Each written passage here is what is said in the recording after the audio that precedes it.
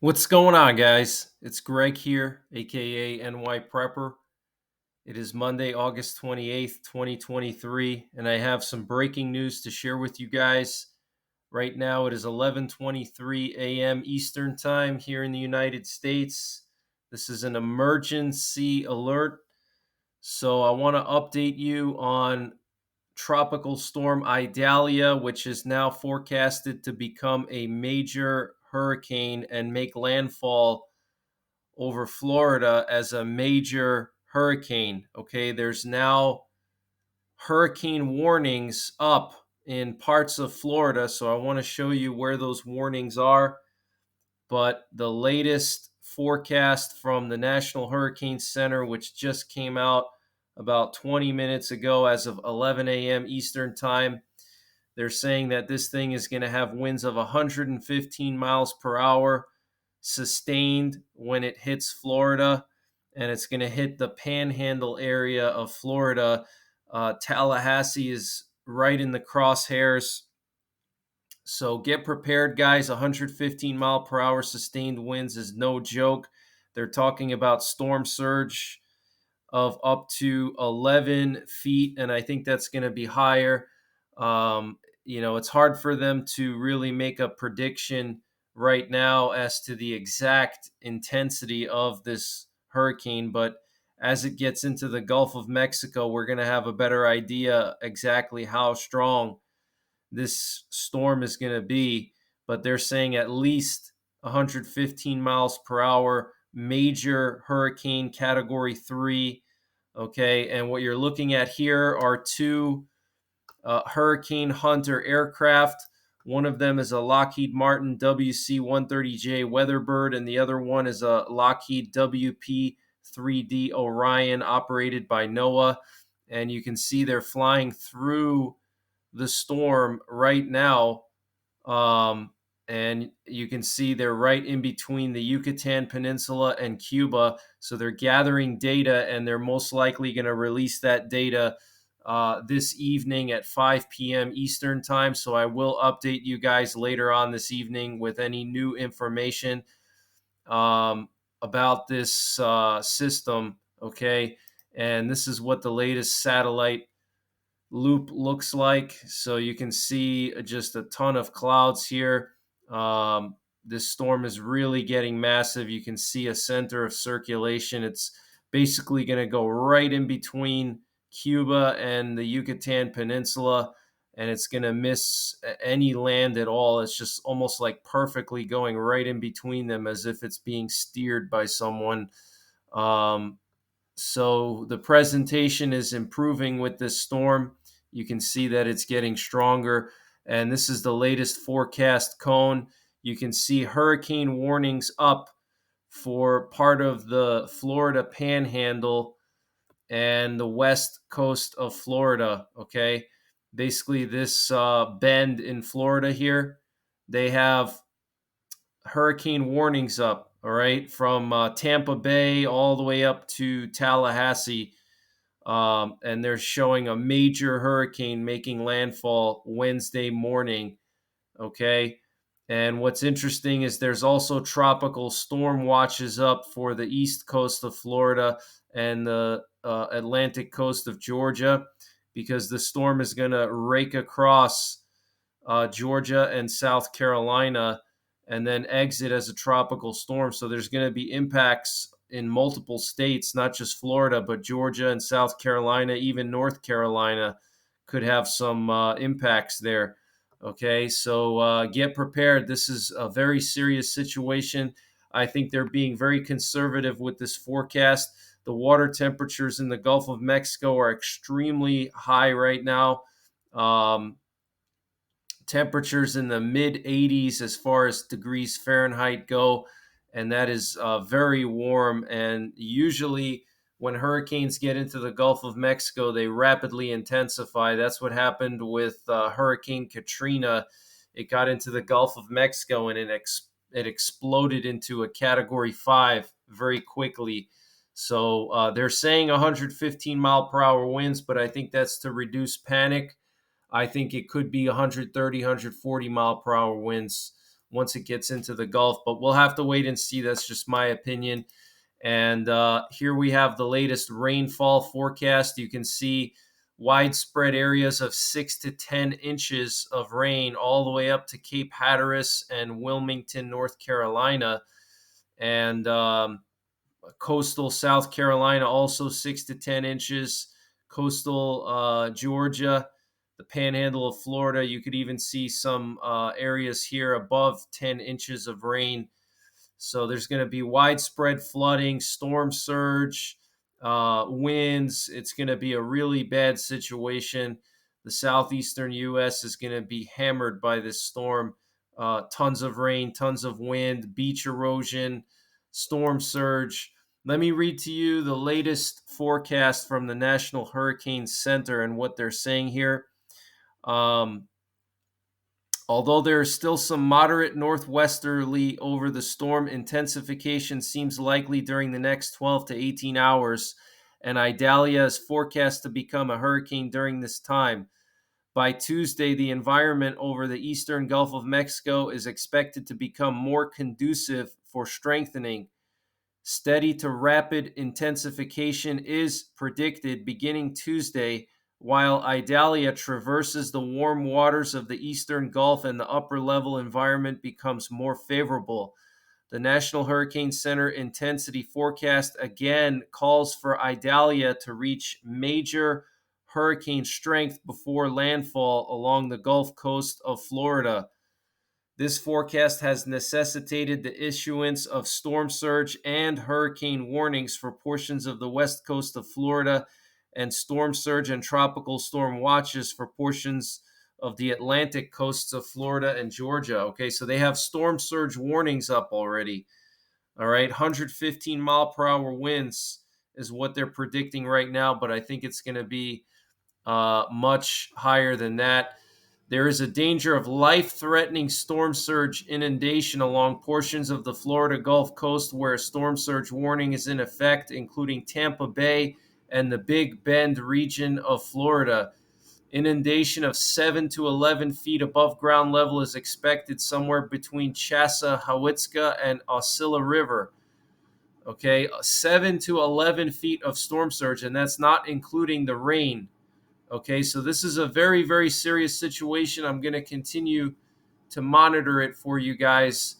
And we also have Hurricane Franklin out in the Atlantic, and it currently has winds of 145 miles per hour, and it's causing life-threatening surf and rip currents along the southeastern U.S. coast, and these conditions are expected to spread northward along the remainder of the U.S. East Coast and Atlantic Canada during the next couple of days. So this week, you're going to have huge surf and rip currents along all East Coast beaches all the way up to Atlantic Canada. All right, so if you're going to go swimming, if you're going to the beach for Labor Day, be very careful. If you get caught in a rip current, you don't want to try to fight the current. You're not going to be able to beat it. Okay, you have to swim diagonally towards the shoreline in order to get back. Okay, because if you try to go directly against the current, you're going to tire yourself out and you're going to drown. So you want to swim parallel and diagonal, okay, until you get back to shore so you don't wear yourself out, all right? Because rip currents are very strong. They're as strong as like a river, like a very strong river. So you're not going to be able to beat the current. You're just going to tire yourself out, and it's going to keep pulling you away. So you have to swim diagonal, all right? Just remember that. And in my opinion, I wouldn't even bother going out that far so you don't even get trapped in the current. Just stay close to shore. Don't go above chest deep water. So very serious situation, and I'm going to continue to monitor this for you. I'll give you guys an update in the evening. And we currently have a P-8 Poseidon patrolling the Baltic Sea off the coast of Poland and Kaliningrad, which is a Russian province. And this P-8 Poseidon is a sub-hunter plane, can detect submarines underwater, and it was aerially refueled by a strato tanker here. So something must be going on for them to have to aerially refuel a sub hunter off of Poland. That means that this thing was up there for a while. And we also had Forte 10, an RQ-4 Global Hawk reconnaissance drone, patrolling Crimea and the Crimean Bridge, keeping an eye on the Crimean Bridge because we know that Ukraine likes to hit this bridge a lot. Usually, this Global Hawk doesn't go this far east into the Black Sea unless something might be going down over here. So we have to keep an eye on the Crimean Bridge the next 24 to 48 hours. Possibly something could be going down here. I want to just give you guys an update with some of the latest information in Eastern Europe. We have the president of Turkey, Erdogan, planning to meet Putin on September the 8th in Russia to discuss the Black Sea grain deal.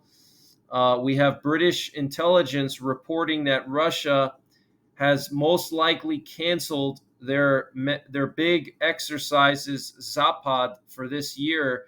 Zapad means west, and those are exercises that they hold every year, usually in Belarus or Western Russia. Uh, they usually do these exercises along NATO's borders, but British intelligence is saying that they have canceled these exercises for this year, which is huge news. And I wonder why that is. I don't know if that's because they're, running out of equipment or, money or, whatever the situation is. And I want to just share with you guys the ruble compared to the dollar. And you can see over the last 5 days, it's been steadily going down. It had a very slight bump today, as you can see. Very, very slight bump, but it's still lower than when they raised rates 2 weeks ago. They raised the rates 3.5%. It's still lower. Okay, let me just show you guys the last month. All right, so it dipped down over here, then they raised the rates and it shot up, and now it's slowly going back down again, but it's still, lower than it was before. So it's not good. Even though they raised the rates, it's still going back down again, and it's not as high as it was before they raised the rates. Okay, so that's a bad sign. Let me show you the past year. You can see it's been crashing for the past year. Okay, slight bump down here, but you can see this very slight bump compared to the past year. I mean, it's nothing. So, and it's continuing to go down. So we're going to have to wait and see what happens, but it's not looking good for the Russian economy. It looks like they might be on the verge of an economic collapse, okay, which would be catastrophic for Russia and potentially for Europe. Putin could lash out and do something crazy. We have some breaking news coming from Poland. Poland, Lithuania, Latvia, and Estonia met today to discuss any kind of joint response to border provocations by Belarus and Russia. And they signed an agreement that any decision of retaliation or a response to any incident on any of their borders would be done jointly and proportional to the incident, up to and including a total border closure with Belarus and Russia. Okay, and the Polish interior minister made a comment today. He said, if there is a critical incident on the border with Belarus, regardless of whether it is the Polish, Lithuanian, or Latvian border, we will apply immediate retaliation. All border crossings will be closed. That's what the Polish interior minister said today. Okay, all border crossings with Belarus will be closed in Poland, Lithuania, and Latvia if there's any kind of critical incident. Okay, and Poland, Lithuania, Latvia, and Estonia agreeing to respond jointly and proportionately to any provocations on their borders, up to and including a total border closure. We also have an update on the train stoppages in Poland. If you remember, I reported on that over the weekend. And so if you're not aware of what happened, somebody found out the frequencies that the Polish train operators use for their freight trains in northern Poland, and they were able to use amateur radios, aka ham radios, Beofangs, to broadcast on these frequencies, and they were broadcasting emergency stops orders.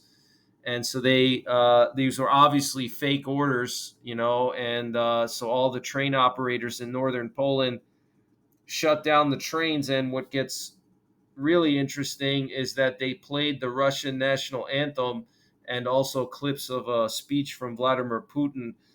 And so Polish police detained two people yesterday in connection to this provocation. And now they're saying that one of these people detained was apparently a police officer in Poland. So very strange situation there. Maybe he was working for Russia. Very strange situation. It makes sense though, because how else would these people get access to the frequencies that the trains use? Here in the U.S., you can get all kinds of radio frequencies. If you go to the FCC lists all private and public frequencies, so you can find all the frequencies on the FCC website. However, a lot of public frequencies are encrypted, but there are still a lot of like police departments that use analog systems, and you could literally theoretically broadcast on their emergency frequencies. However, that would obviously be a felony if you did that, but theoretically you could because they're unencrypted. And same thing in Poland, their trains use unencrypted frequencies. But it makes sense that a policeman was in on it, because that's probably how they were able to get some of the inside information that they needed, like what the signals sound like to stop these trains, because they had to mimic that signal when they were broadcasting. So they got a lot of information from that policeman, Polish policeman. But that's pretty much it, guys. That's the latest information that I have. I'll keep you updated on Idalia and Ukraine. I'll do an update later this evening on Idalia. So that's pretty much it for now. Take care. God bless. And don't forget the three P's: prepare, practice, and persevere.